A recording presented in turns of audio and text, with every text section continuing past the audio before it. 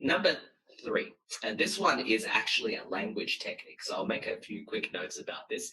You try to use what we call inclusive language, okay? So inclusive language is not a specific grammar thing at all. Inclusive language comes from the word including, right? What it means is you want to include people in your speech. So the perfect way for you to understand this is, how about this? You guys have all been to university before, right? How many of you guys have been to university in Australia? Tom, I know you have. Have you, Jessica? Or Faye?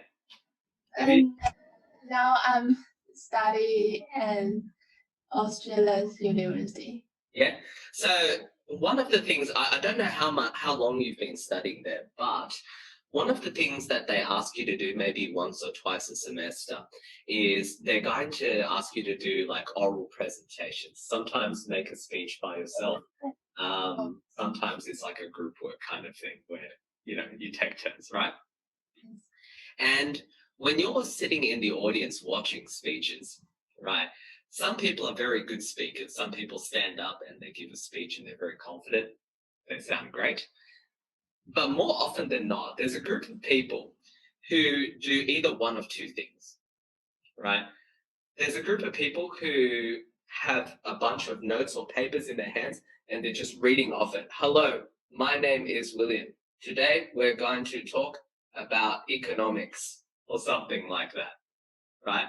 And there's another group of people who do this. They have a PowerPoint slide behind them and they're like, hi guys, so today we're talking about the relationship between the United States and China, like that, right? Now, the problem with those people is that they're not including you in their speech, right?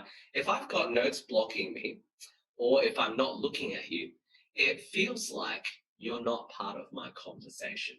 A conversation is a two-way street, right? I talk, you have to respond. If I'm just talking to my papers or if I'm talking to the back wall, right, you feel like you're an outside observer. You're just watching the situation. And you know what? That's not as interesting, right? So using inclusive language is a way for you to bring people into your speech. So what is inclusive language exactly? Well, it's basically any language that's about things like you, we, and us, right? Instead of, for example, I, right? Whenever possible, I always try to include you guys, right, by using these types of terms. These are some of the easiest words in the English language, right? So, for example, I could be talking about my own situation. I could be saying something like, oh, back when I went to university. But then halfway through my speech, I'll say something like, you know what I mean? Or have you ever seen those people before? Right? Asking that kind of little you-based question brings you into the conversation. It's asking, do you have the same experience? Are you interested, right, in this same topic? Or do you know what I mean? Right? So I'm specifically talking about these types of statements. You know what I mean? You know what I'm talking about? What do you think? Right? Or I don't know if you've ever experienced before. These are all very, very common speech patterns that professional speakers use all the time to try to get you interested and get you thinking about their topics, right?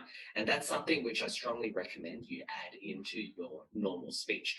Don't make a speech all about I. Don't say I did this, I did that, I did this, the end of story. Okay? Try to involve people.